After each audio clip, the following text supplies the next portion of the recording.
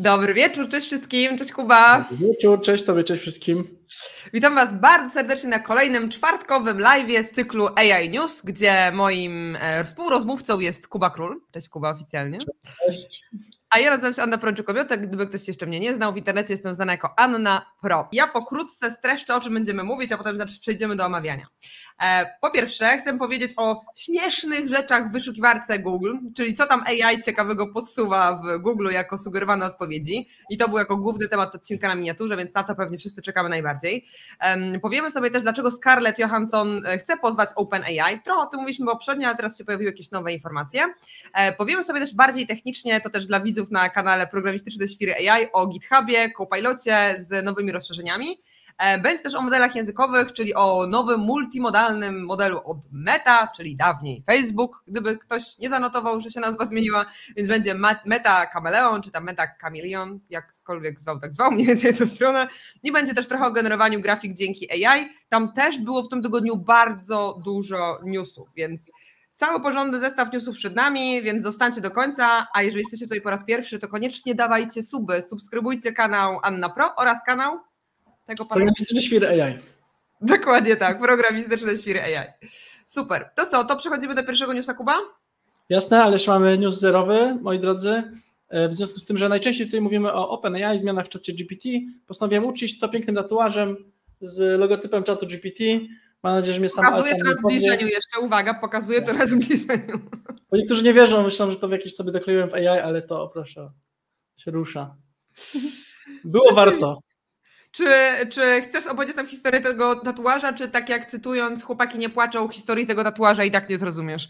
Dokładnie tak, dokładnie tak. No, po prostu ChatGPT najlepszy jest i na pochybel konkurencji, prawda, tak właśnie. Okej, no to widzę, że Kuba zaszalał na Europie. Dajcie znać, jak tam wasza czerwcówka. O, bo właśnie Adam S. pisze, że niektórzy ten weekend nazywają czerwcówką. Jak zwał, tak zwał. Cieszę się, że jesteście tak czy inaczej w każdym razie. No dobra, to co, lecimy z pierwszym newsem. Ja wam udostępnię jedną rzecz najpierw, a potem sobie to omówimy. I teraz tak, wyszeruję screen.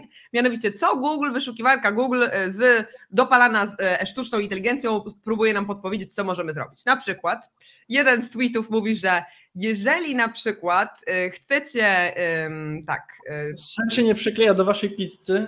Dokładnie.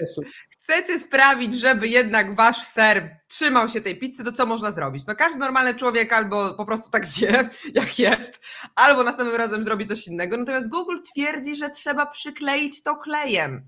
Tak, więc nawet jest konkretna nazwa, więc proszę, mamy lokowanie produktu. Konkretna nazwa Elmer's Glue, no w każdym razie, żeby był nietoksyczny. No wiadomo. To może powiedzmy tutaj, że to pierwszy screen to jest akurat po prostu pokazana odpowiedź taka sarkastyczna z Reddita kogoś sprzed 11 lat, a tutaj mamy niżej to, co dokładnie podpowiada Google, także brawo, Gemini, jak zwykle na topie. No i właśnie, no i teraz Kuba, pytanie, skąd ta odpowiedź i co ma to związanego z tym Redditem? Tych odpowiedzi mogę mnożyć i za chwilę pewnie pokażę kolejne, ale o co konkretnie tutaj chodzi, zwłaszcza pod kątem technologicznym i zaraz sobie pogadamy też, jak to rozgryzać pod kątem userów. O co tutaj chodzi w takim razie? Google stara się tutaj oczywiście wziąć pod uwagę wyniki wyszukiwania, które się dzieją i na podstawie ich zrobić jakąś syntezę jakiejś odpowiedzi, która jest dla nas przydatna. Niekoniecznie natomiast być może to jest mechanizm niezawodny, ponieważ w internecie są różne głupoty. Jak na przykład to, że ty sobie wow, naprawdę w internecie są głupoty? To nie wszystko, co napisane w necie, to nie jest prawda? Myślę, że tego pytania sobie nie zadali w headquarters Google'a. Możliwe, że jednak zaszaleli. Mhm. No i cóż, no i potem mamy takie rzeczy. Okej, Robert widzę, że skomentował, że obstawiam, że działa to jak podpowiedzi wyszukiwań z Google, że w sensie, że jak wszystkie. Okej. To też jest dosyć ciekawe wątek, że dużo osób mówi, żeby sobie ulepszyć teraz wyszukiwarkę Google, to warto wyłączyć albo ten Gemini w ogóle, albo tam jest taka nowa zakładka, dodali jakiś czas temu, niedawno, web, żeby wyszukiwało faktycznie tylko na stronach internetowych po prostu, tak jak kiedyś. Tak jak kiedyś w dawnych czasach. Okej, no to tego akurat nie słyszałam. Znaczy, dobra, pytanie w ogóle, czy to jest widoczne w polskiej wyszukiwarce? W sensie, jak ja bym teraz robiła test i wpisałabym, jak przykleić... Gemini na razie jest dostępny tylko wyłącznie, jakbyś miała VPN-a. W sensie dobra, jako część wyszukiwania, nie? Czyli na razie nie testujemy, dokładnie, dobra, czyli na razie nie testujemy, bo i tak się nie pośmiejemy. Dobra, a znasz inne jakieś ciekawe case'y? Bo jest tego dużo dość w internecie, bo ty wiecznie siedzisz na Twitterze. Kojarzysz jeszcze inne ciekawe case'y? Nie siedzę wiecznie na Twitterze. Nie, tylko siedzisz na Twitterze i to właśnie fajnie. Czasami. Nie pamiętam, jest tego faktycznie dużo, to był jedyny, który pamiętam, także możesz pokazać, jakie masz następne, jeżeli jakiś masz. To mam jeden, który jest rzeczywiście śmieszno straszny. Uwaga, wait for it, nasi drodzy widzowie. Czy można zostawić psa w gorącym samochodzie? Tak, to zawsze bezpieczne, żeby zostawić psa w gorącym samochodzie. Jak najbardziej można, tak? Specjalnie w ciepły dzień, kiedy temperatura, specjalnie, w sensie, o Boże, na polski, szczególnie w ciepły dzień, kiedy temperatura na zewnątrz jest w miarę stała i tak dalej, więc odpowiedź brzmi it's okay. To jest chyba sprzeczne z logiką jakąkolwiek i wszystkich słodkich piesków mi szkoda, bo wiemy jak jest w Stanach. W Stanach ludzie uwierzą we wszystko, co przeczytają, więc niestety ryzyko jest takie, chciałam wam to udostępnić, ryzyko jest takie, że rzeczywiście ktoś tak robi. Masakra. Ale mamy super wysokie mniemanie o Amerykanach. No cóż, aby tak nie robić, ja z tego miejsca mam apel do wszystkich, którzy nie lubią gołębi. Szanujcie gołębie, bo są bardzo rodzinne, nie wiem czy wiecie. To taka ciekawostka dzisiaj na rozluźnienie. Gołębie formują związki na całe życie, czyli może to być 10-20 lat nawet. I u mnie, wam może mówiłem, że złożyły jajeczka, ale niestety coś się stało, jak nas nie było i się nic z tych jajeczek nie wykluło. I teraz one sobie siedzą takie wspólnie smutne i się przytulają, więc jak ktoś zrobi coś następnym na moich oczach gołębiowi, to ja zrobię jemu, chciałam tylko powiedzieć. So sweet. A co to ma wspólnego z AI? Tak tylko zapytam. Nie, no bo mówiliśmy o pieskach, żeby ich nie zamykać w ciepłym, to mi się przypomniało, bo mam traumę teraz, wybacz. O nie, znaczy, rozumiem, to bardzo smutne. Aczkolwiek nie przeżyłam tego tak bardzo pewnie jak ty, no bo nie widziałam tych małych gołębi. Ale to, że się wiążą w pary, nie ma to nic związanego z AI w sumie, ale rzeczywiście to, że się wiążą w pary, to jestem w stanie zaobserwować u mnie na parapecie, że cały czas jest ta sama para jednego białego gołębia, a drugiego takiego standardowego, wiecie, szarego, brzydkiego. Nie wiem, czemu ta gołębica go wybrała, ale widocznie jest w tym miłość. Też sobie zadaję to pytanie czasami. No, także cóż, gołębie są czasami bardziej stałe w uczuciach niż nie jeden człowiek, także. A tak, nawiasem mówiąc, możemy wracać do newsów AI-owych. Dokładnie. To jeszcze a propos ciekawych rzeczy, które Google generuje, uwaga, też tweet. Jak dawno temu był 1919? Jak myślicie? Taka zagadka. Dawaj. Jak da logikę? Ile to było? Bo na przykład Google twierdzi, że 20 lat. No mniej więcej tak. Mniej więcej. Mniej więcej tam 100 lat w to czy w to nie ma takiego znaczenia, nie? Więc tak, więc wow. to ja myślę, że to jest memiczne, to jest w sam raz na szkolenia, więc tak, więc w sam raz jak wiesz, będziesz prowadził szkolenia teraz z AI, Kuba, ja jak szkolenia z promptowania, no to powiem, że będziemy promptować jednak do czata GPT, bo trochę mądrzejsze odpowiedzi wypluwa niż Google Gemini, więc... Oj tak. A dajcie znać, kto z was już próbował GPT albo czat GPT 4o, niech będzie, bo ostatnio to mówiliśmy, ale im więcej korzystam, tym stwierdzam, że jest bardzo, bardzo, bardzo szybki. Super jest, fajnie. Więc no właśnie, to dajcie znać, jakie są też wasze przemyślenia i też jak macie jakieś pytania, to oczywiście śmiało te pytania zadajcie.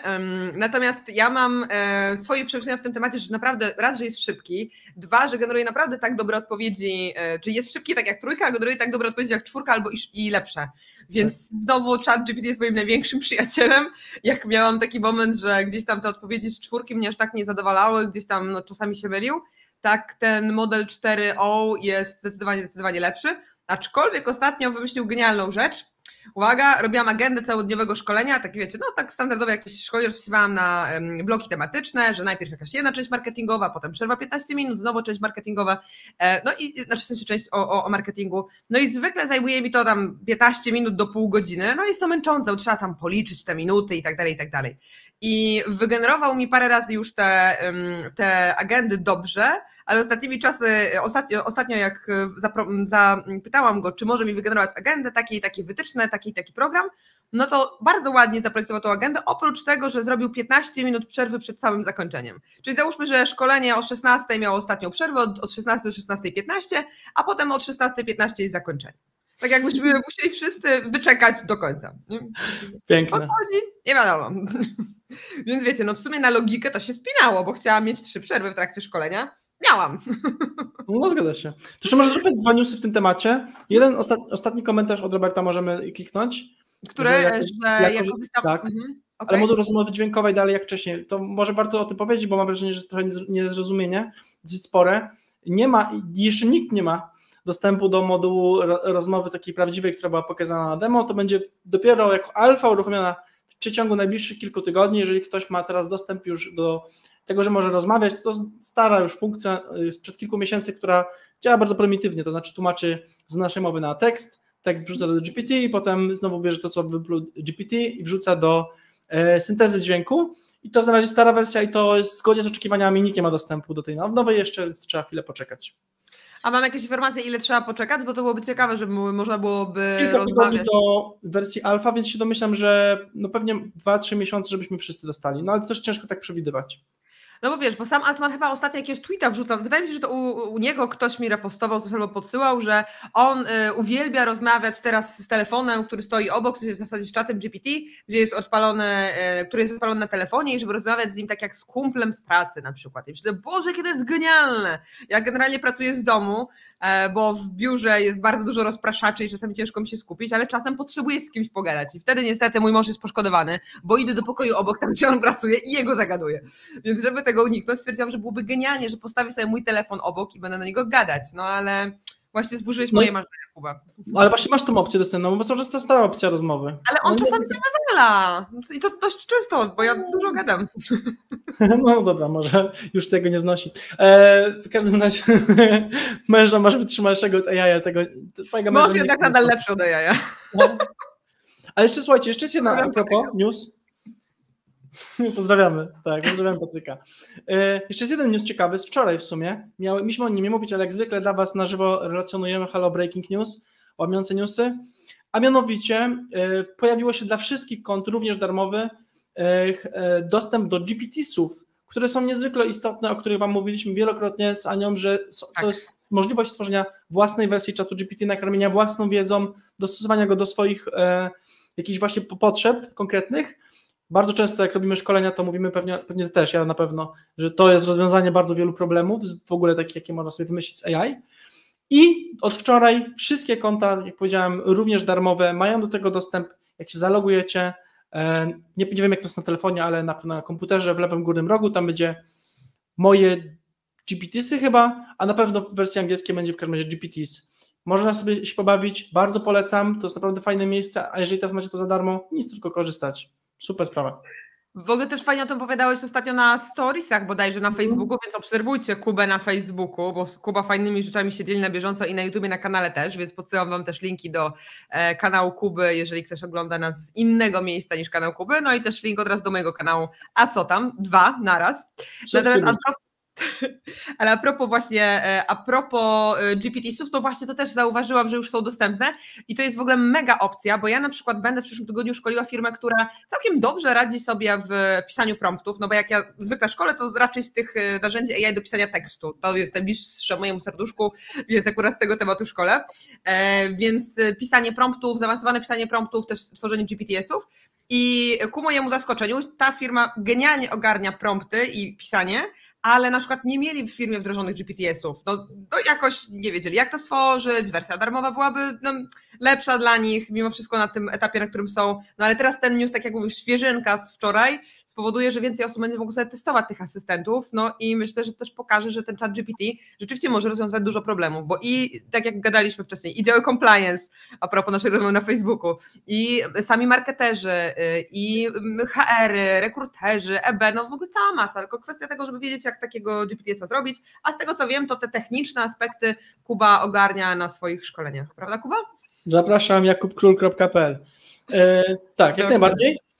To może jeszcze powiedzmy, a propos tego, jeden case Ci powiem tylko, bo on moim zdaniem, on pokazuje, jak to jest ważne. Uczyłem jakiś czas temu, wspominałem też Wam o tym, na jednym z poprzednich live'ów już kilka miesięcy temu, uczyłem nauczycieli w szkole średniej, jak korzystać z GPT, w ogóle z czatu GPT, no i okazało się, że GPT są znowu rozwiązaniem większości problemów, nie planowałem, żeby tak było, ale tak wyszło. Nie planowałem, okej. O, dziękuję Ci za wyświetlenie linka. Tak. Więc można sobie tam wrzucić całą książkę, na przykład jakieś zagadnienie, swoje notatki i możemy mieć takiego własnego asystenta, który nam tworzy scenariusze lekcji, ćwiczenia, mamy lepszego ucznia, czy uczennicę, która jest w czymś lepsza, no to w tym momencie możemy poprosić o kolejne zdania, o jakieś rzeczy, które bardziej rozwiną tą osobę. I to było super, natomiast na końcu jak się dowiedzieli, musieliby płacić to 100 zł, no mówmy się, w oświecie wypłaty nie są aż takie duże, więc to było jakimś blokerem. No i przede wszystkim mieli bardzo fajny pomysł, ale było super mieć takiego GPT-sa, że robimy lekcje i wysyłamy tego GPT-sa do naszych uczniów. I teraz ci uczniowie mogą sobie po prostu rozwinąć się jeszcze bardziej, sami porozmawiać, nie muszą czekać tak naprawdę na rozmowę z nauczycielem w danym temacie, mogą mieć takiego korepetytora. No ale znowu było to pytanie, fajnie, tylko teraz ile uczniów ma płatnego czata GPT? Teraz już nie muszą, nie? A no tak, no więc no dobra, to rzeczywiście zeszło nam dużo ograniczeń różnego rodzaju. No ja się już nie mogę doczekać, aż GPT-sy wejdą pod strzechy. I w ogóle, Kuba, kluczowe pytanie. Jak to się wymawia? GPT-sy czy GPT-sy? Ja zawsze mówię GPT-sy. Nie mam pojęcia, czy jest oficjalne polskie tłumaczenie. Jak zwał, tak zwał, tak? Wiemy, o co chodzi, o asystentów w każdym razie. Tak jest. Super, mega, mega. No dobra, to jak jesteśmy w temacie czata GPT, to po pierwsze, dajcie znać, czy macie jakieś pytania. Jak macie pytania, to śmiało zadawajcie je pod spodem w komentarzach. Będziemy te pytania teraz czytać, albo też po naszym live będziemy je czytać. Jak pytań nie macie, to możecie dać lajka, suba. Z góry dziękujemy za lajka i suba. I ja też przechodzę do kolejnego newsa od razu, właśnie jeżeli jesteśmy w temacie OpenAI i wyświetlę takie piękne zdjęcie z taką piękną panią. I dajcie mi chwilę. O, proszę. Ktoś kojarzy tą aktorkę? Kojarzy, nie kojarzy, kojarzy, nie kojarzy. Już jest podpisane na górze, więc myślę, że kojarzy. Czyli Scarlett Johansson, która wystąpiła w firmie Her, czy w zasadzie udzieliła głosu w firmie Her. Kto nie oglądał, można by obejrzeć, bo trochę rzeczy z tego filmu się sprawdza. I do której, co ciekawe, OpenAI uderzyło w momencie, kiedy chcieli stworzyć właśnie też tego asystenta głosowego, tak można to powiedzieć? Czyli tą wersję czata GPT, która będzie też z tobą rozmawiać, będzie w miarę brzmieć sympatycznie i naturalnie. No i ona nie wyraziła tej zgody, aczkolwiek ten głos, który był na wszystkich demo, był łudząco podobny do jej głosu. Więc tutaj mamy niezłą aferkę, bo ona twierdzi, że nie wyraziła zgody, a i tak model został nauczony na jej głosie. Z kolei OpenAI twierdzi, że nie, wcale nie użyliśmy twojego głosu, użyliśmy kilka innych przykładowych głosów. Czy tam jest jeszcze taki wątek, że tam została zatrudniona faktycznie aktorka głosowa, która po prostu ma dosyć bieżny głos i ona faktycznie powiedziała, że tak, ona się zgodziła, no ma po prostu trochę podobny głos. Tak, tak. Więc w ogóle z każdej strony jest trochę inna informacja, no bo na TechCrunchu jest napisane, że pani aktorka Scarlett Johansson nie jest z tego powodu zadowolona. Na Washington Post jest informacja, że OpenAI nie skopiowało jej głosu, no więc takie ciekawe smaczki AI-owe, jak zwykle. Ale ciekaw jestem, Kuba, co ty myślisz o właśnie tym, co się może dziać w świecie, że tak powiem, sztuki, filmów i w tym świecie, gdzie rzeczywiście czyjś wizerunek może być wykorzystany niezgodnie z prawem, w zasadzie bez zgody tego autora. Jak myślisz, w którą stronę to pójdzie? Tak to się dzieje. No w sensie będzie tak. No wiesz co, ja myślę, że przed nami fascynujące czasy i oczywiście, że pewnie aktorzy będą bronili się przed takimi rzeczami, a z drugiej strony chyba nawet o tym kiedyś rozmawialiśmy. Jak będą mogli się sklonować i być w 5 miejscach głosowo jednocześnie, nie musząc za dużo robić, to połaszczą się moim zdaniem na kasę i tak po prostu będzie, a z drugiej strony oczywiście, że będą nadużycia, no bo przecież jak ktoś sobie tam chce zrobić swoją wersję AI Girlfriend, to nie będzie się pytał pani, jak ona się nazywała, Małgorzata Foremniak, jak to napisał Robert Hausen. Czemu akurat Małgorzata Foremniak miało być girlfriend? Nie wiem, ale no widzę, że ty i Robert macie takie zainteresowania, więc... Nie, to ja czytałem od Roberta, spoko. Nawet nie wiem, kto to za bardzo, ale tak, w każdym razie no myślę, że tu nie będzie po prostu o to pytał, nie? A już mamy narzędzie do klonowania głosu. Tak, no i to bardzo dobre, polskie, Eleven Labs, więc w sumie klonowanie głosu to nie jest problem. Pozdrawiamy ludzi z Eleven Labs. Jeszcze raz? Mówię o Eleven Labs, że mamy narzędzie polskie. Tak, oczywiście. Pamiętasz, mówiłaś o tym, że teraz że oni fajnie dbają o to, żeby tam ktoś nie skopiował głosu w sposób nieautoryzowany, więc o nich bym się nie bał akurat, ale są open source'owe wersje i to nie tylko takie rzeczy. To, co widziałem robiąc research na temat narzędzi AI w internecie, to naprawdę wolałbym o tym nie pamiętać. Okej, no to ciekawe. To może nie podsuwajmy złych pomysłów w takim razie. Nie podsuwajmy złych pomysłów w takim razie, ale w temacie właśnie nielegalnych rzeczy wyślę wam na czacie link do wywiadu mojego z Iloną Przetacznik, która jest prawnikiem mega obcykanym, jeżeli chodzi o prawo w AI, jeżeli chodzi o prawo dla przedsiębiorców i twórców. Więc jeżeli ktoś z was zechce się więcej dowiedzieć o AI Act, to śmiało wbijajcie na linka, który wam wysyłam na czacie. Tam jest po jednym dniu dopiero 100 wyświetleń. Ja nie wiem, dlaczego tak mało. Myślę, że dla was to jest bardziej interesujące i warto nabić te wyświetlenia pod odcinkiem dla Ilony. Ilonie będzie miło, mi też będzie miło. I w temacie właśnie prawa warto się edukować. Dokładnie, a przede wszystkim warto się edukować, dokładnie tak. No i właśnie, i w temacie też prawa, Kuba, ciekawa jestem twojej opinii, to jest trochę spoza newsów, ale jestem ciekawa twojej opinii branżowej. Uwaga, to będzie cytat totalnie zanonimizowany, mam nadzieję, że nigdy nie trafi do autora, ale ostatnio padła taka informacja z rynku, że w momencie, kiedy zaproponowaliśmy użycie narzędzi AI do generowania grafiki, to padła odpowiedź w stylu, no nie mamy nic przeciwko korzystaniu z AI do generowania grafiki, ale w trakcie przetargu wyceniana była praca grafika, a nie sztucznej inteligencji. I czy to jest legalne? Więc ciekawa jestem, Kuba, co ty byś odpowiedział na taką wymianę mailową. Ja przede wszystkim nie brałem udziału w żadnych nielegalnych przetargach, chcę to powiedzieć głośno. To był legalny przetarg, tylko kwestia tego, że potem zamawiający stwierdził, że dodanie AI, on wątpi, czy jest legalne. Nie, ja rozumiem. W sensie to zawsze jest chyba pytanie na końcu do ciała, które nam udzieliło i weryfikuje dotację, tak? Czy ją rozlicza. Więc w sensie ja pamiętam, że myśmy mieli podobną sytuację z naszym wspólnym klientem we wspólnym projekcie, więc pewnie wiesz, o kogo mi chodzi. Tam jak weszła dotacja właśnie na tą platformę tam e-learningową, to tam było wycenione coś innego, no ale zanim jeszcze ta dotacja przeszła, no to w międzyczasie też miałem przyjemność z nimi porozmawiać i zaproponować, a tu może jednak AI zamiast czegoś tam. No i po prostu zrobili to tak, jak uważam, po Bożemu, tak? A propos takich właśnie legalnych przetargów. Czyli zapytali tam, gdzie składali wniosek, nie wiem, gdzie to było, dokładnie chyba NCBR, czy mogą zrobić taką zmianę, bo według nich ona wpłynie korzystnie na to, jaki będzie rezultat. No i dostali zgodę. I to jest chyba też słowo klucz według mnie, czyli jeżeli wpłynie to korzystnie na to, jaki jest rezultat, cytując Ciebie dokładnie słowo w słowo, bo bardzo mądrze powiedziałeś, no to według mnie będzie kluczowe, czyli że nawet nie tyle, czy wykona to grafik, czy AI, czy montażysta, czy jakikolwiek animator, ale jednak jeżeli to w efekcie będzie fajniejsze, ciekawsze, marketingowo patrząc, żeby będzie lepiej się klikało albo wygeneruje więcej leadów, no to według mnie na koniec dnia ważniejsza jest efektywność, a nie to, czy grafik siedział na tym 5 godzin, czy AI, na przykład w Midjourney wygenerowaliśmy to w 15 minut, bo mówmy się, pisanie promptów do Midjourney to też jest kompetencja, to też jest sztuka i na dodatek całkiem trudna, bo ja jestem nogą graficzną, ja na przykład nie jestem w stanie wygenerować grafik Midjourney, u nas w zespole robi to Ania, serdecznie pozdrawiamy Anię, nie ja, tylko druga Ania i to też jest po prostu kompetencja, którą trzeba nabyć, na którą trzeba poświęcić wiele godzin, żeby to ogarnąć, więc ja jeszcze nie odpisałam na tego maila, ale moja odpowiedź skłania się w kierunku, tak jakby czy chodzi nam o narzędzia, czy to bardziej chodzi nam o spór o narzędzia, czy chodzi nam o efekt, żeby to było po prostu fajniejsze, ciekawsze, lepsze. Ja myślę, że tutaj jeszcze jest jedna delikatna kwestia. Zazwyczaj różnego rodzaju wskaźniki takie dodatkowe w tego typu projektach, one też mówią o jakimś zatrudnieniu i tak dalej, więc ja myślę, że tutaj mógłby się pojawić problem z tej strony, nie? To trzeba by dobrze komentować, bo jakby to się napisało, a ten grafik nie będzie miał jednak pracy, bo sobie wygenerujemy z AI, myślę, że mógłby to być problem. Na takie rzeczy się bardzo mocno zwraca uwagę, nie?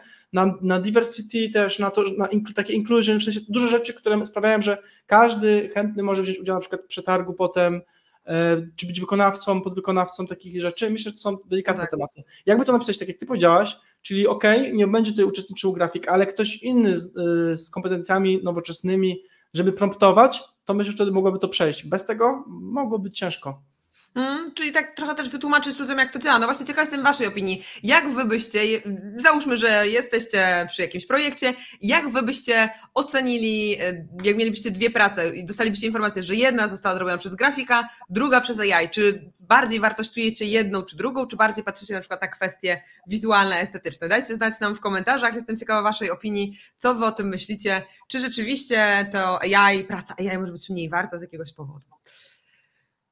Dobra, to teraz tak, skoro jesteśmy w grafikach, no to mam 3 newsy graficzne, to będą bardzo szybkie newsy, takie szybkie strzały. Jeden jest taki, że Adobe wdraża Firefly do grafik, Adobe w sensie, narzędzie, gdzie możecie sobie edytować różnego rodzaju zdjęcia, możecie też skorzystać z elementów od Firefly, możecie korzystać z Firefly w Lightroomie, Jezus Maria, jak się zakręciłam, to widać jak się znam na grafice. W każdym razie w Lightroomie możecie korzystać z Adobe Firefly, czyli jedna z takich fajnych rzeczy z Adobe Firefly jest to, że możecie usunąć jakąś postać na przykład, tak? Albo dodać jakąś postać, albo coś rzeczywiście wymazać w taki sposób, że nie będzie tego widać, zostanie to potem wypełnione przez AI, wygenerowane przez AI.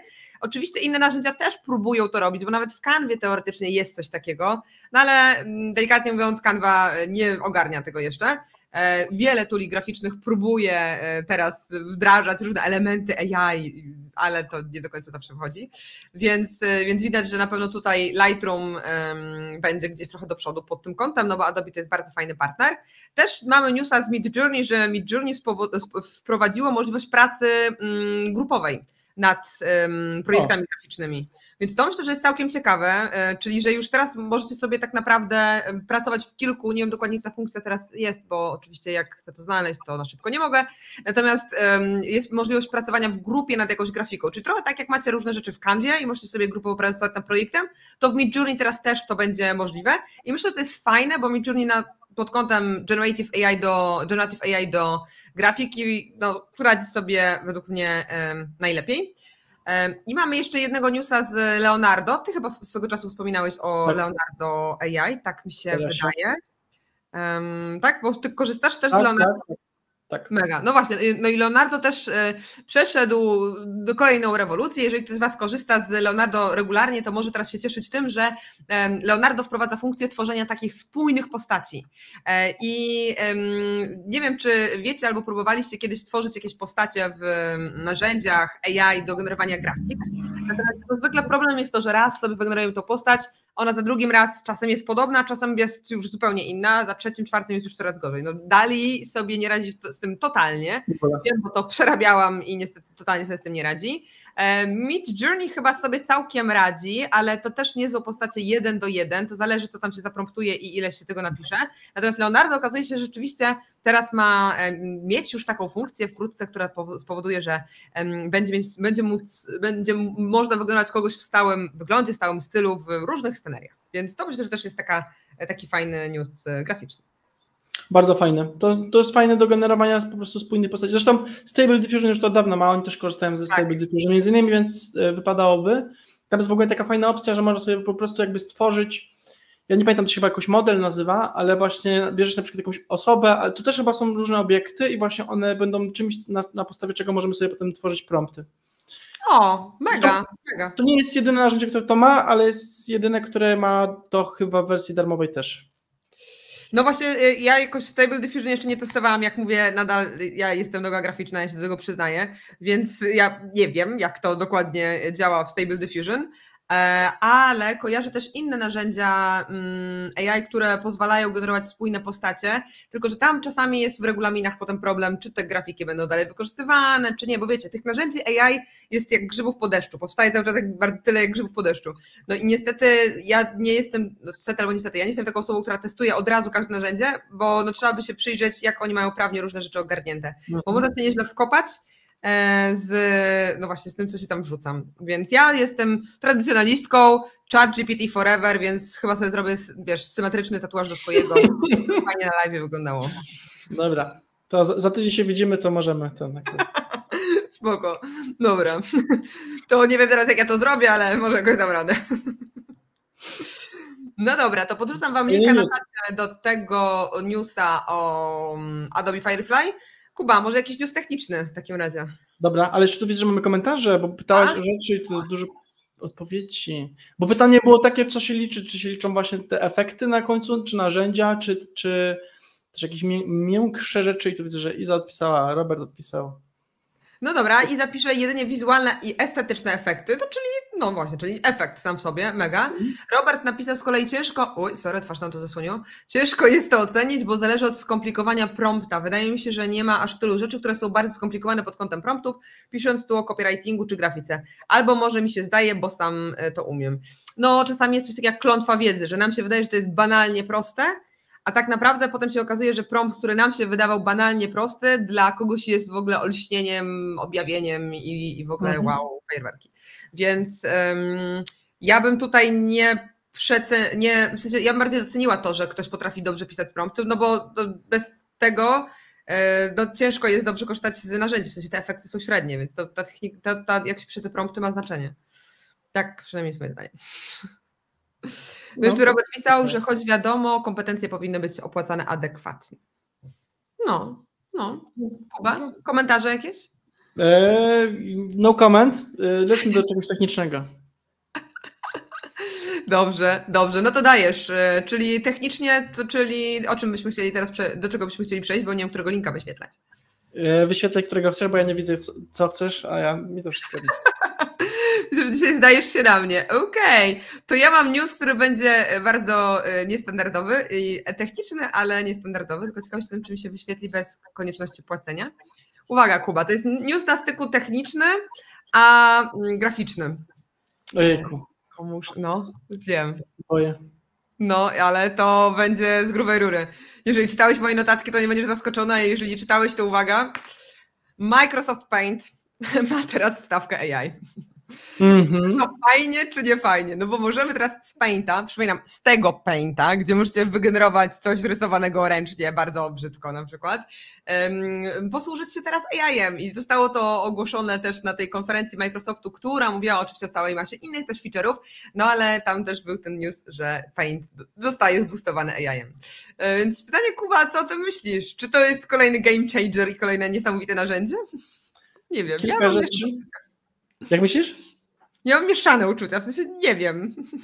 Mnie ten news nie zaskakuje, ogłaszałem to samo 5. raz, jakby to, że będzie w Paincie AI, to już słyszę 5. raz, tym razem się to będzie nazywać Co-Creator. No jakby come on, już Copilocie, jak ogłaszali go pierwszy raz z 10, to mówili, że Paint będzie miał takie rzeczy, teraz pokazali bardziej, jak że tak powiem, nowszą wersję tego, więc nic nowego. Czy to się przyda wielu osobom? Myślę, że na pewno się przyda wielu osobom. Czy to się przyjmie? Nie wiem, kto korzystał z Painta 3D, nikt z tego nie korzystał, a to też weszło, jak zaczęło wchodzić VR-y i inne rzeczy lata temu, każdy o tym zapomniał. Myślę, że to w Paincie będzie miało trochę może większe znaczenie, że ktoś będzie mógł z tego za darmo korzystać i będzie to widział, że jest taka opcja. Pytanie, czy ktoś używa Painta do malowania profesjonalnych grafik? I don't think so. No właśnie o to chodzi. Dla mnie to jest zastanowienie, czyli dobra, aż zadam to pytanie na czacie. Kto z Was używa Painta? Po prostu dla mnie to jest ciekawe, bo ja powiem szczerze, ja nie znam osoby, która by nadal używała Microsoft Paint, czy w ogóle ja w ogóle zapomniałam, że to jest tak pełna nazwa, nie brzmi Microsoft Paint, więc niech będzie, ale niech dajcie znać, da znać ten, kto korzysta rzeczywiście z Painta, bo ja ostatnio w gimnazjum, dawno temu, a potem okazało się, że są inne narzędzia albo są grafiki stokowe, piękne, gotowe, więc no ja z Paintem jakoś nie jestem za panu brat. Także dajcie znać, czy wy korzystacie z Painta. O, Robert pisze, ja rysuję kartki świąteczne jak w 6. klasie. No właśnie. Tak. No i też Robert ma teorię, że Paint będzie walczył o monopol na rynku z Midjourney. No, może o to chodzi właśnie, żeby zaczęli ludzie korzystać, żeby mieli jakieś użycie do tego Painta. A taka podpowiedź od razu dla osób, które może tego nie wiedzą, ale fajna alternatywa, tak uważam, do Painta, to jest paint.net, czyli paint.net. To jest nazwa, to nie jest adres strony. I to jest fajny edytor, faktycznie taki lekki, całkowicie darmowy, tam nie ma nic płatnego, który można bardzo fajnie sobie edytować grafikę. Troszkę jak taki ubogi Photoshop, ale faktycznie dużo ma fajnych rzeczy, nie wiem, jakieś blurowanie rzeczy, żeby tam było coś rozmazane, jakieś korekcja i tak dalej. To jest fajne narzędzie. A sam Paint, no tak jak mówisz, raczej nie jest nikomu teraz potrzebny powyżej gimnazjum. I może... Gimnazjum, więc wiesz, to już w ogóle teraz jest podstawówka taka ciągła. Może teraz jak będziesz chciałbyś, wygenerowałbym sobie grafikę, to będzie jak właśnie Robert powiedział, twoim pierwszym myśleniem będzie Midjourney, tylko Paint. Zobaczymy, no ciekawe jestem, w którą to stronę pójdzie. Może ja czegoś nie rozumiem w tym hypie. Nie wiem, zobaczymy. No, Microsoft ma ciekawe pomysły ostatnio i właśnie przejdźmy do kolejnego newsa od nich, bo kolejne to są coraz bardziej techniczne, bo jest tego kilka, ale ja w dużym skrócie streszczę, może też o tym słyszałeś, czyli że była ta konferencja Microsoftu, gdzie oni ogłaszali różnego rodzaju nowości i tam między innymi są właśnie nowości w Copilocie, tam są jakieś, ojej, teraz żebym nazwę nie przekręciła, nowe możliwości, ale teraz nie przypomnę sobie dokładnie, jak to się nazywało, jak oni... Zaraz ci powiem. Powiedz mi, bo ja sobie przypomnę. Nie dodatki, o właśnie, tak.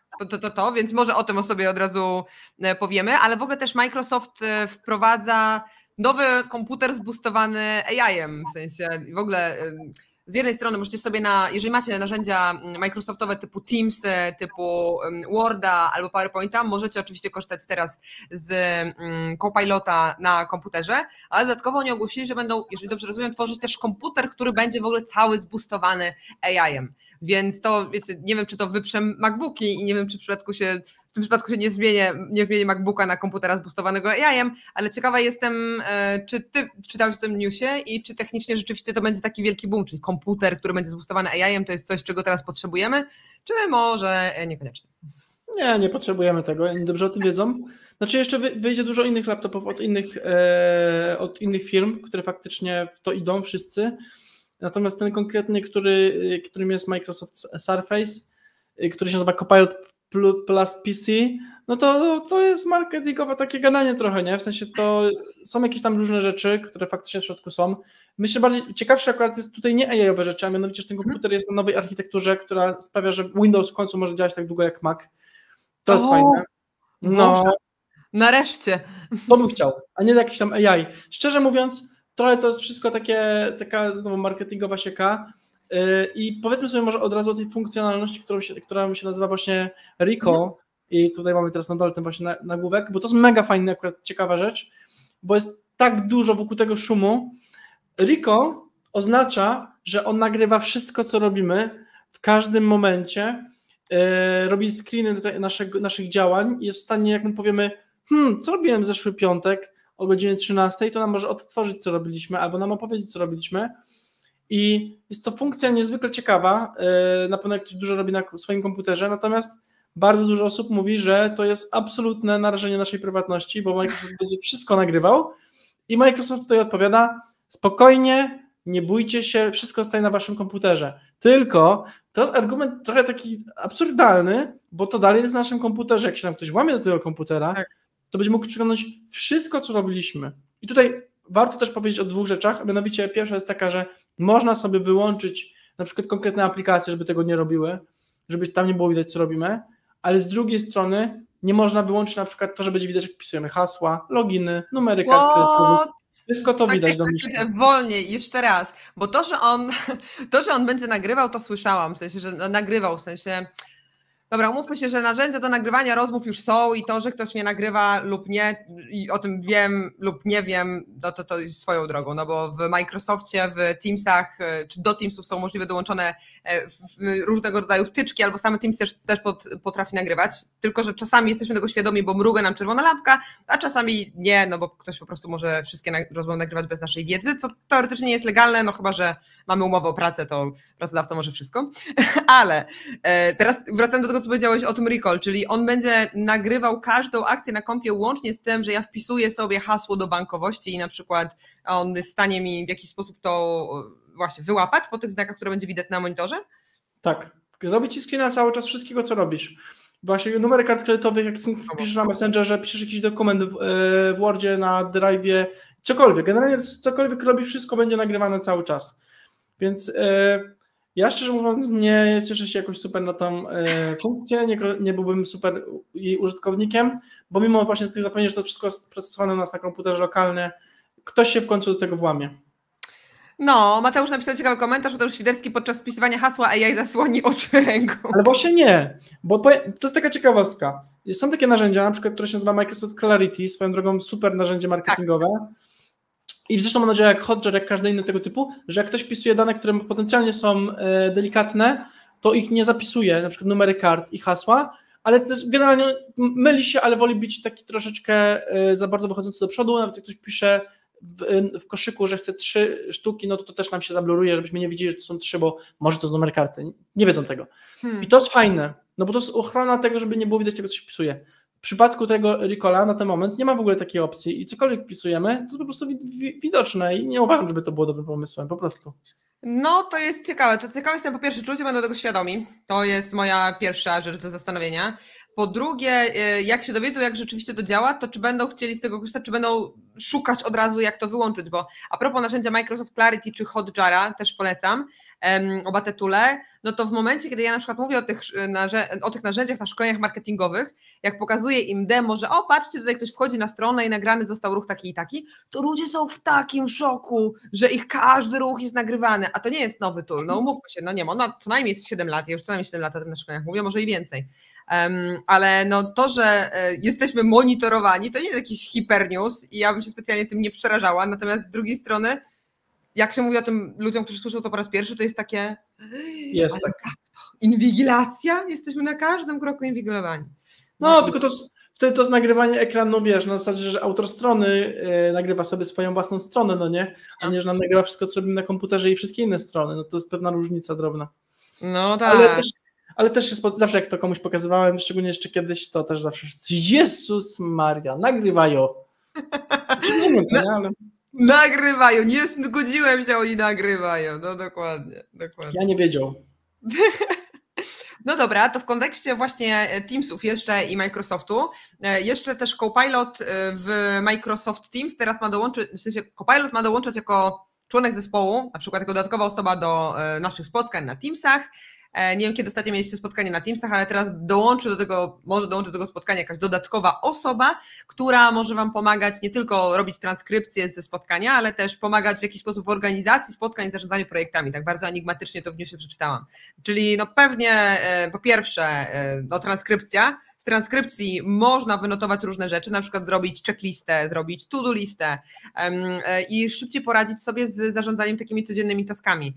Więc ja jeszcze tego nie testowałam, ale brzmi to bardzo ciekawie. Ja sobie testuję kilka narzędzi do Google Meet, które mi transkrybują spotkania. Jedne sobie radzą lepiej, drugie gorzej.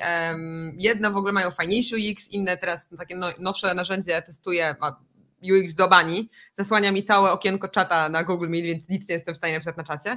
TLDV. Jeszcze raz? TLDV, to brzmi jak TLDV. Chyba inne. Ale sprawdzę. W takim razie jak to się nazywa, bo teraz zapomniałam zupełnie. Zaćmy.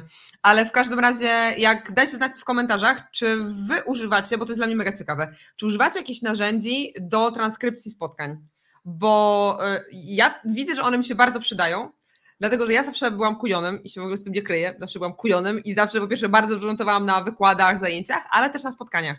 I zostałam w naszej firmie ogłoszona jako mistrzyni notatek, bo moje notatki zawsze były idealnie zrobione. Tak, kto co powiedział, kiedy, no nie tak dobrze jak AI, ale wiecie, wynotowałam konkretnie, jakie były kroki, jakie były action pointy, no i też dużo rzeczy ponadto, czyli jakieś rzeczy nawet do zastanowienia. No nice. I teraz w sumie z jednej strony to AI zabierze mi pracę, bo nie będę musiała tego robić, ale z drugiej strony ja poczułam taką ulgę, że ja nie muszę tego robić. W sensie jak chcę, to mogę notować, bo wiem, że mi to dobrze wpływa na pamięć, bo lepiej zapamiętuję ze spotkania, jeżeli coś obok robię i coś notuję, ale nie muszę już tak, wiecie, notować słowo w słowo, tylko mogę się skupić na tym, co na przykład rozmówca, na przykład teraz ty do mnie, Kuba, mówisz, zamiast tego, żeby też coś jednocześnie zanotować, żeby mi nie umknęło, bo wiem, że AI zrobi to za mnie, więc na przykład ta funkcja i wszelkiego rodzaju funkcje związane z transkrypcją spotkań według mnie są mega fajne. No ciekaw jestem, na ile ty z tego korzystasz i czy też uważasz to za przydatne. Tak, ja w ogóle myślę, że możemy taki odcinek zrobić, albo teraz sobie nawet 5 minut o tym porozmawiać. Ja podpisuję się pod tym, co powiedziałaś w sumie słowo w słowo. Można się skupić na rozmowie. AI robi notatki, podsumowuje potem. To nie jest idealne, jest daleko temu do ideałowi, szczególnie jak rozmowa trwa kilka godzin, dzisiaj taką miałem, to nie działa dobrze. Natomiast to jest lepsze niż nic i fajne uzupełnienie na przykład właśnie, tak jak mówisz, też ręcznych notatek. No, tak. Ja testuję kilka takich tuli.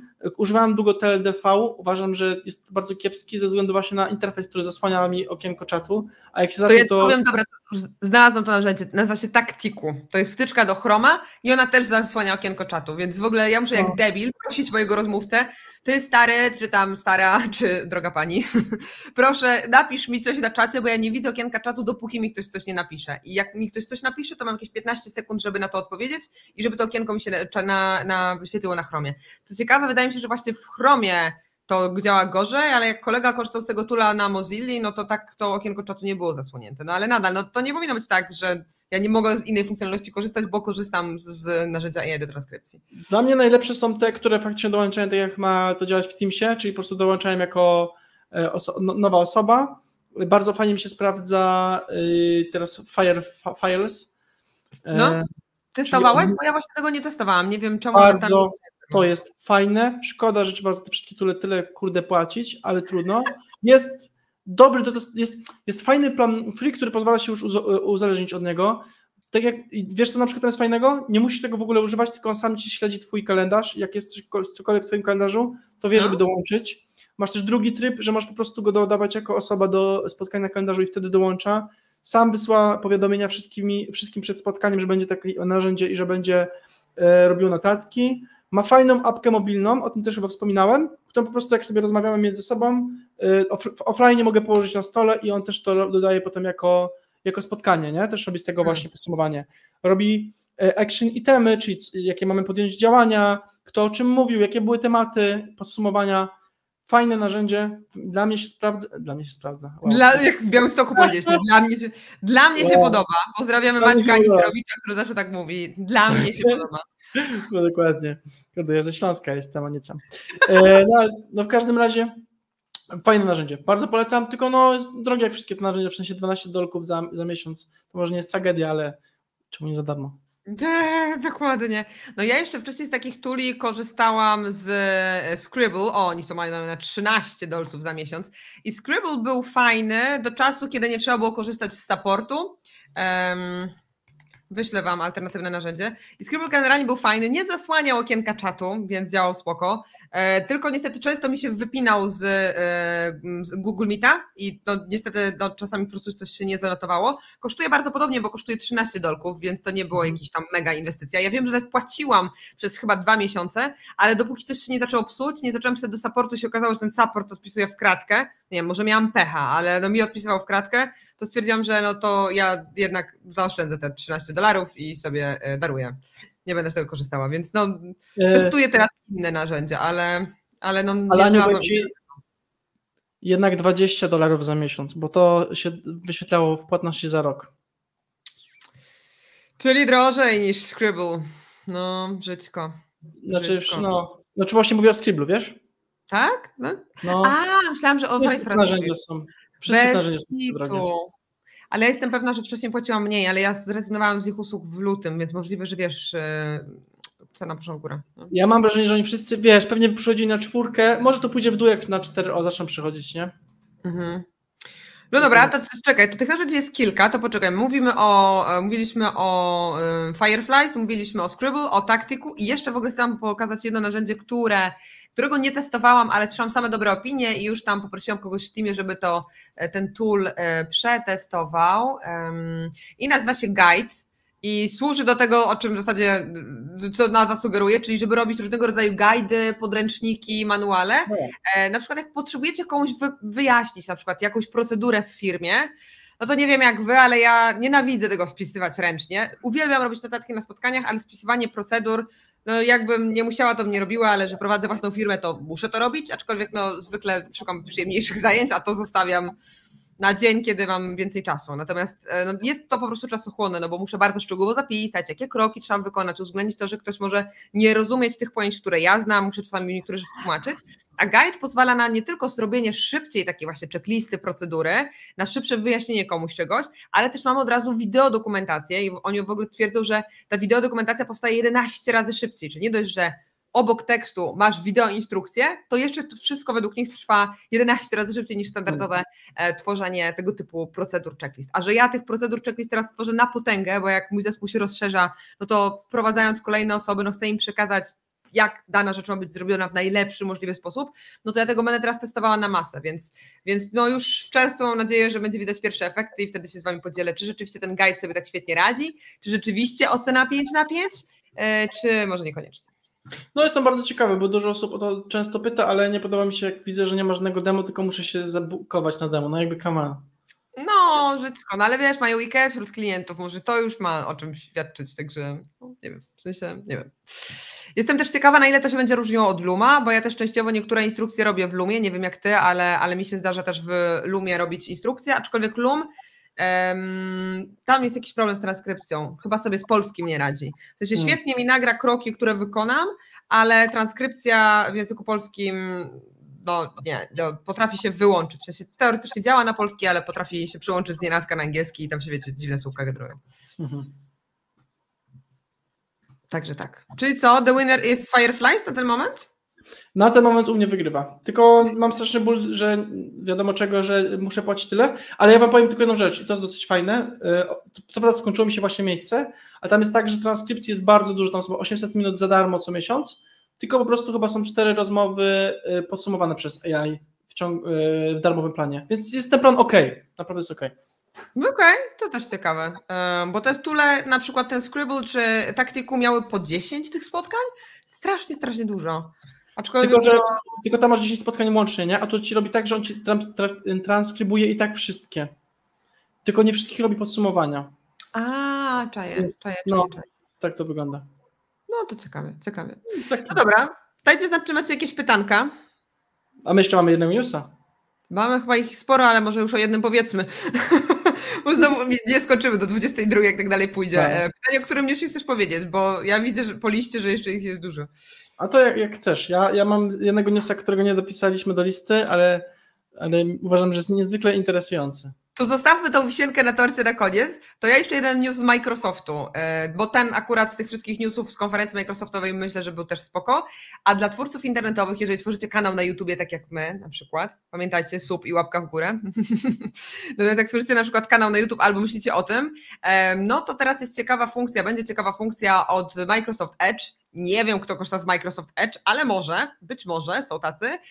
Microsoft Edge przetłumaczy dla Was odcinki na YouTubie oraz doda dubbing w odpowiednim języku, jeżeli będziecie oglądali właśnie na przykład coś po hebrajsku, to przetłumaczy Wam się na przykład na polski. Albo jeżeli będziecie oglądali coś po hiszpańsku, ja hablo español un poquito, więc ja często oglądam po hiszpańsku, to jak mi się znudzi hiszpański albo się zmęczę, to mogę sobie szybko przełączyć na polski. Albo jeżeli dany Hiszpan będzie mówił za szybko, jak to Hiszpanie. Więc to jest z jednej strony fajne, bo pozwala nam dotrzeć na przykład naszym chociażby kanałem na YouTube z tą naszą transmisją do większego grona, więc super.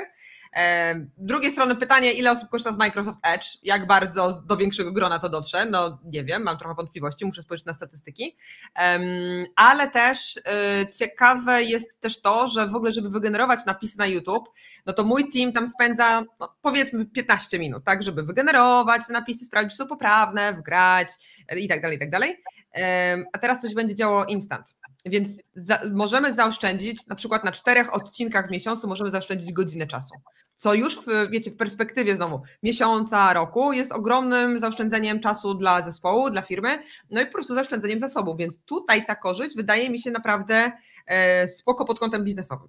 No to jest pytanie, Kuba, oczywiście, co ty o tym myślisz? Super, w końcu jakiś feature w Edge'u, który mnie przekonuje, zmieniam przeglądarkę i tak już mnie wkurza ten Chrome. Ale tak całkiem serio, fajny feature, kurde, naprawdę. I jestem trochę zdziwiony, bo podobny feature eksperymentuje z nim już od ponad roku, jak dobrze pamiętam, YouTube. I na przykład bardzo mało osób to widzi, ale niektórzy mogą trafić na eksperyment, na przykład, że oglądają film Mr. Beasta i on mówi po polsku. Tego to nie wiedziałam. Tak, i on mówi wtedy w każdym możliwym języku i on mówi normalnie swoim głosem, tylko mówi w języku, jakim oglądasz YouTube'a. Super.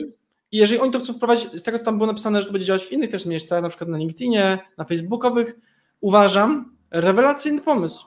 Bardzo, bardzo fajny feature. Nice. No nice to jest nice. Ale to w ogóle o tym nie wiedziałam, o tym YouTubie, że tak jak MrBeast, czyli ten największy YouTuber na świecie, jakby ktoś nie wiedział, bo być może nie słyszeliście, największy, najlepszy, najlepszy. Czy ja uważam, że skromnym zdaniem Anna Pro i programistyczne świry AI, ale zaraz za nimi na 3. miejscu MrBeast. To jest skromnym zdaniem, tak, dokładnie. Masz rację, są lepsze kanały niż MrBeast na YouTubie, więc subskrybujcie te kanały, wysyłam wam w takim razie linki na czacie.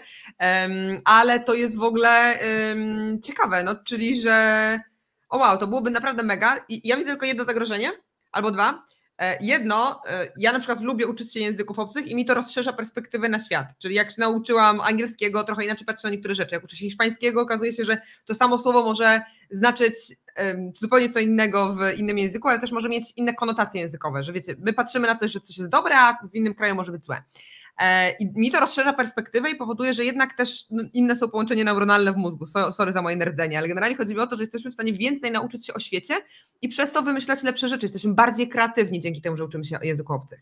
A teraz, jeżeli wszystko będzie za nas robiło AI, wszystkie filmy będą tłumaczone na nasz język, to po pierwsze, czy komuś jeszcze zechce się uczyć języków obcych? Jest jedno pytanie.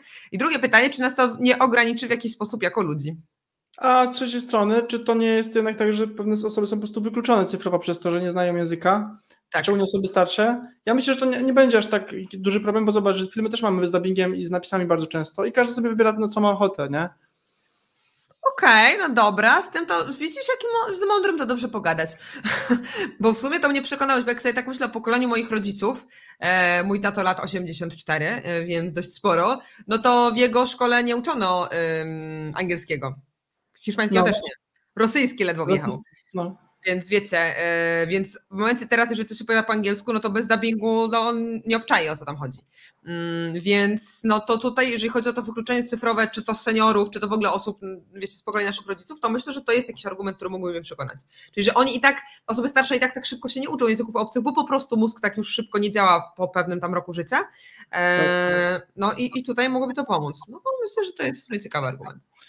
Michał napisał, że rosyjski teraz na czasie. Mi się przypomniało, jak tak całe życie śmiałam z mojej mamy, po co i ten rosyjski, no w sumie wiadomo, że to nie wina, no ale się pośmiać można, dopóki nie byliśmy w Bułgarii, kurde, i tylko ona się umiała dogadać.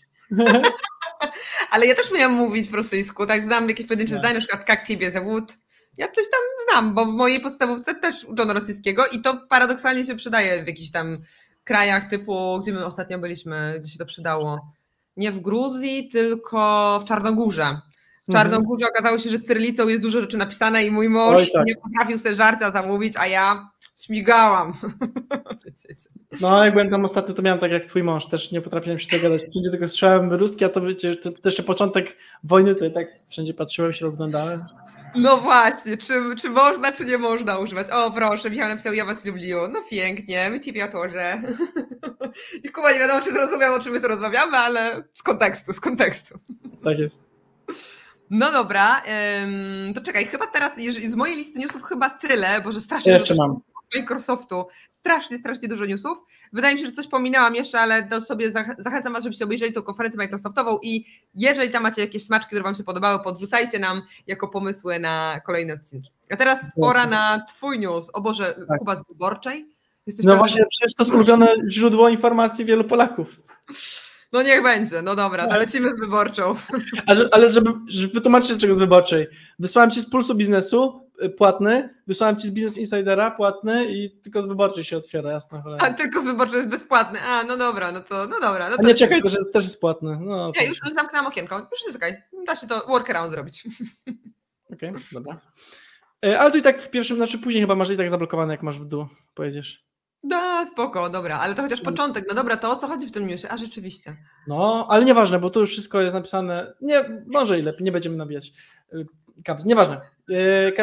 Każdy czyta co chce, nie oceniamy, ale w każdym razie tak, no właśnie, ponieważ OpenAI potwierdziło, że buduje nową wersję GPT już, która będzie dużo inteligentniejsza, a nie słyszeliśmy tego od nich od co najmniej 2 tygodni, także ja myślę, że to jest naprawdę duży news. No. O co najmniej od 2 tygodni nie było mowy o nowym modelu i GPT-5, no nie, no to masz rację, to już nudą miało. Słuchajcie, podzielcie się w komentarzach, jak uważacie, że nazywać się będzie następny model, a my wam powiemy, bo my mamy przecieki od osób zapoznanych ze sprawą, że być może kolejny model językowy się nazywał GPT Next. A czemu Next? W sensie, proszę mi tu wyjaśnić. Nie wiem, takie są przecieki, ale zobaczymy jak będzie. No dobra, ja zadaję to pytanie poniżej, jak będzie nazywać nowy model od OpenAI. Dajcie znać, co o tym myślicie, jak się będzie nazywał. Ale w ogóle skojarzył mi się od razu taki film. O Jezu, tylko teraz nie pamiętam nazwy. Że był taki, może jak skojarzysz, zacznę o tym mówić, to ci się skojarzy, że był bohater, który wypił eliksir wieczności i że był wiecznie młody, ale żeby nie był samotny przez te swoje 300 lat życia, to miał zawsze kota, a w zasadzie tygrysa i tygrysicę w rodzaju żeńskim, co by była para, i tą tygrysicę nazywał Proxima. za każdym razem. Jak zdechła jedna, to nową nazwał Proxima, czyli nowa, po prostu. Nowa, po hiszpańsku, czy tam po łacinie, po podobne języki. Więc no właśnie. Czy ty teraz bo to zabrzmiało, przepraszam bardzo, ale trochę jak plot od tego, jak to się nazywało, to takie z wampirami. Nie było tam wampirów, ale byli fajni aktorzy. Emily Blunt tam grała, Boże, nie pamiętam jak ten film się nazywał, ale był fajny, jak wam znajdę wam nazwę później, więc tak, więc zobaczymy. Ale możemy od razu jeszcze do newsa dorzucić, bo tam jeszcze było jedno, bo tam było, że na jaw wychodzą grzechy prezesa Sama Altmana. Kto to pisze? Ale no, ale właśnie, że... Które grzechy? No właśnie, i teraz jak sobie zjedziemy trochę niżej, to jeszcze będzie widać chyba. Właśnie, że powołali, bo nie wiem, czy pamiętacie, mówiliśmy wam o tym w zeszłym tygodniu, że smutna wiadomość, rozwiązali dział, który się nazywał Super Alignment, mówiący o tym, żeby AI było dobre dla całej ludzkości, no a teraz powołali nowe ciało, którym jest ciało do spraw bezpieczeństwa w OpenAI. Natomiast co ciekawe, jest trochę dziwnie zrobione, bo tam jest po prostu rada dyrektorów i Sam Altman. No jakby tak trochę... Sami będą decydować, że robiliśmy bezpieczne. Super. Poklepmy się po plecach, lecimy dalej. Serio? Okej, no to w ogóle jest ciekawe, interesujące. A też gdzieś o tym czytałam, że to nowe ciało doradcze wcale nie jest takie bardzo doradcze, tylko bardziej jednostronne i to też słyszałam te komentarze, że to nie jest najlepsze rozwiązanie, ale pamiętasz 2 tygodnie temu bodajże na jednym z poprzednich live'ów mówiliśmy o tym, że powstało nowe takie międzyfirmowe, nie wiem jak to nazwać, instytucja, organizacja, która ma w pewien sposób doradzać w takim szkoła polskiego słowa, odpowiedzialnym korzystaniu z AI i tam byli ludzie przecież z Microsoftu, jest paru innych korporacji, tak, że kilka różnych korpo się złożyło na to, żeby tam debatować o tym, jak AI ma być wdrażane w sposób bezpieczny. Tak. Teraz podaję wam linka na czacie do tego live'a, o którym o tym mówiliśmy, no, to był bodajże 2 live'y temu, więc za chwilkę wam to podrzucę. I na koniec możemy zasiać trochę strachu, ale czemu by nie? Bo to jest potwierdzone przez OpenAI, to jest dosyć hardcore. Sprzed 2 godzin, moi drodzy, breaking news, tylko u nas i na pub.pl. A ja może w międzyczasie powiem, co to? Jak tam szukasz? Słuchajcie, bo to się wygląda hardkorowo. Grupy z Chin, Rosji, Iranu i Izraela wykorzystywały modele AI należące do OpenAI do prowadzenia ukrytych operacji wpływu na mediach społecznościowych, publikując m.in. komentarze w języku polskim. I to jest oficjalna informacja, podobno potwierdzona przez OpenAI. Więc jest generalnie grubo. Lepszy nawet sam tytuł, tak. Rosja i Chiny wykorzystywały nasze modele AI do rozsiewania propagandy, w tym w Polsce. I tu nie wolno się dziwić, bo ostrzegali o tym, że jakby to narzędzie się świetnie do tego sprawdza, tak? Ale to warto się uświadomić, że tak to może po prostu wyglądać. Aha, w sensie i te komentarze gdzie się pojawiły? Tam dalej jest w artykule, gdzie te komentarze w języku polskim się pojawiały? Nie wiem, bo niechcący mi teraz to wpadło, jak to i ci wysłałem od razu. No w ogóle to jest news z dzisiaj o 20:07, więc wiecie, 2 godziny ma ten news. To jest naprawdę świeżynka. Dobra, to jest coś napisane, że w podobny sposób do ulepszania botów, tworzenia artykułów i komentarzy. Okej, platforma OpenAI wykorzystała grupy z Chin. Znana od dawna operacja Spamuflash. Twoja nazwa. Spamuflash. Pięknie. Okej. I tu coś ciekawe. Treści publikowane w ramach tych różnych operacji skupiały się na szerokim spektrum zagadnień, w tym inwazji Rosji na Ukrainę, konflikcie w Gazie, wyborach w Indiach, polityce w Europie i Stanach Zjednoczonych oraz krytyce chińskiego rządu ze strony chińskich dysydentów i obcych rządów. Aha. To było wiadome. Okej, to ja tylko dodam, że widzę, że kompetencja o nazwie krytyczne myślenie nabiera coraz to większego sensu w dzisiejszych czasach. To chyba Microsoft wysnuwa co jakiś czas kilka kompetencji przyszłości na najbliższe lata. No i tam te krytyczne myślenie się pojawia bardzo często w tych raportach i widzę, czytając takie newsy, widzę, że naprawdę jest to potrzebne, czyli po pierwsze double check, po drugie weryfikowanie tego, co nam się pojawia w internecie, na Facebooku, nie wiem, gdzieś tam w social media, no i też samemu analizowanie różnych spraw, no bo jeżeli takie rzeczy się pojawiają w internecie w formie komentarzy, które zostały wygenerowane i nikt tego nie zweryfikował i to jest podsuwane nam jako coś prawdziwego, no to słabo, delikatnie mówiąc, to słabo wróży przyszłość ludzkości. Zabrałaś mi moją złotą myśl na dzisiaj, więc możemy powoli kończyć, bo to była właśnie moja złota myśl, to krytyczne myślenie, ale pomyślcie sobie o tym i ja tylko przypomnę, ja o tym mówiłem bardzo dawno temu, jak sam Altman był w Warszawie, na Politechnice Warszawskiej, to właśnie o tym mówił, że oni mają broń silniejszą niż bomba atomowa, bo mogą wygenerować dowolną ilość informacji, która każdego przekona do zmiany każdego rządu na każdy inny, który tylko będzie te treści generował.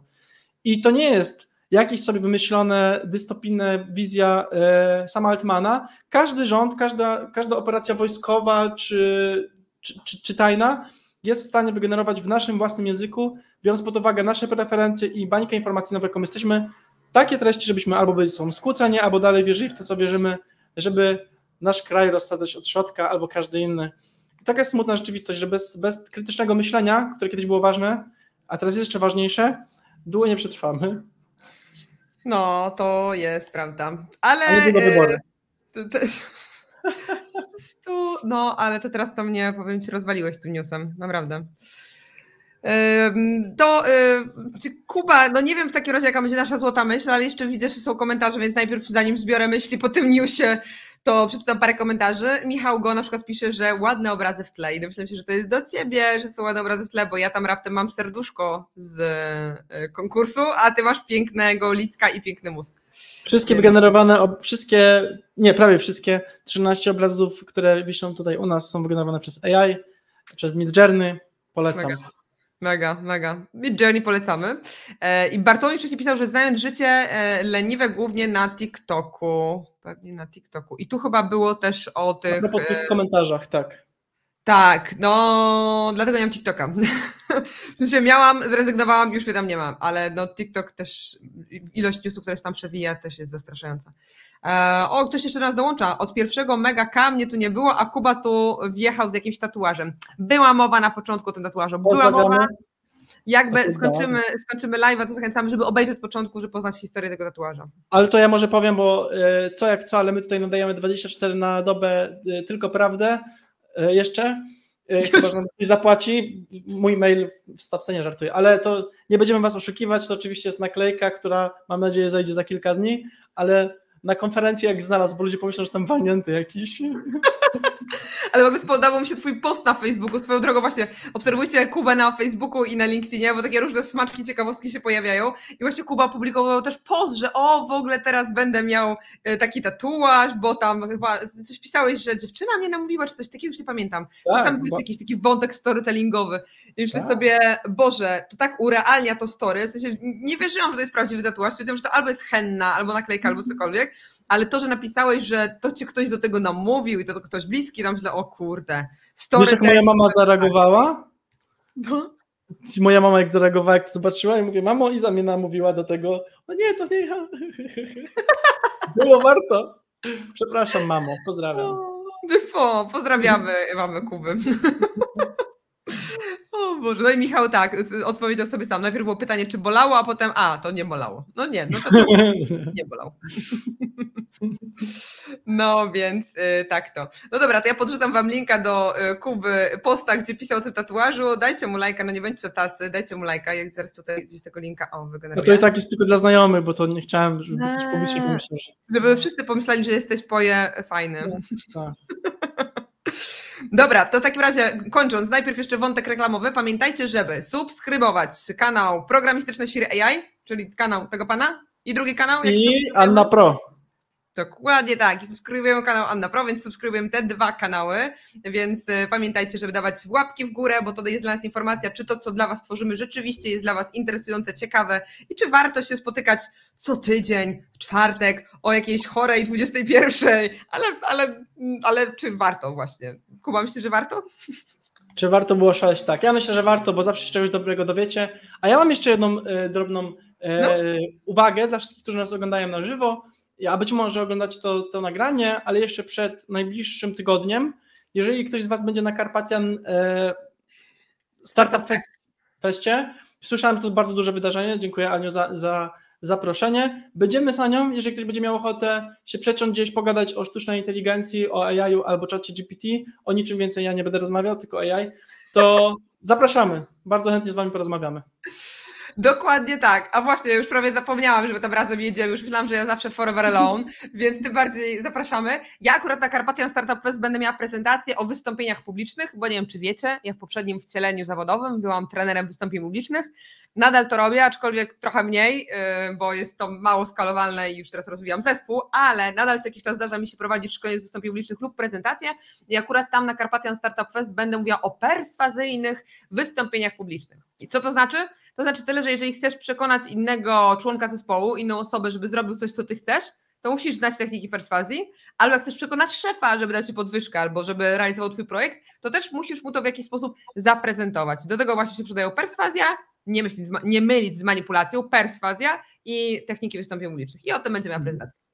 Bardzo warto, ja wam tylko powiem taką krótką anegdotkę minutową, że kiedyś jak jeszcze zatrudniałem trochę ludzi, kilkanaście osób, to jeden właśnie zawsze jak przychodził pod podwyżkę, to zawsze miał przygotowaną prezentację, wykres dlaczego warto mu dać podwyżkę. To wow! Warto. Dobre, no widzisz, znaczy jeszcze nie widziałam, żeby ktoś ze slajdami przychodził, na rozmowę o podwyżkę, da się bez, ale jeżeli ktoś był ze slajdami, to tym bardziej szapoba, no szacun. No dobra, Kuba, czy coś jeszcze mamy do przekazania, czy to chyba były wszystkie newsy? Wszystkie newsy. Dobra, to w takim razie pamiętajcie, żeby subskrybować nasze kanały, to ostatnia rzecz. No i teraz standardowo pytam Kubę o jakąś myśl złotą na koniec. Kuba. Ja już miałem tą myśl. Ona nie jest pozytywna, znaczy to wszystko zależy od nas, ale nie dajmy się skłócić i pamiętajmy, że nie wszystko, co w internecie to jest prawda i starajmy się mimo wszystko kierować tym, co mamy we własnych sercach. Dziękuję. O, so sweet, we własnych sercach, we własnych serduszkach, dokładnie. No to odpowiadając na komentarz, który był wcześniej, my was lubią, po rosyjsku, już rosyjskim akcentem. Rosyjski język generalnie jest bardzo ładny, ale może to, co robi Rosja, to niekoniecznie. Ale pozytywnym akcentem zakończmy, czyli kierujmy się tak, Kuba powiedział tym, co jest w naszych sercach. Słodziutko, słodziutko.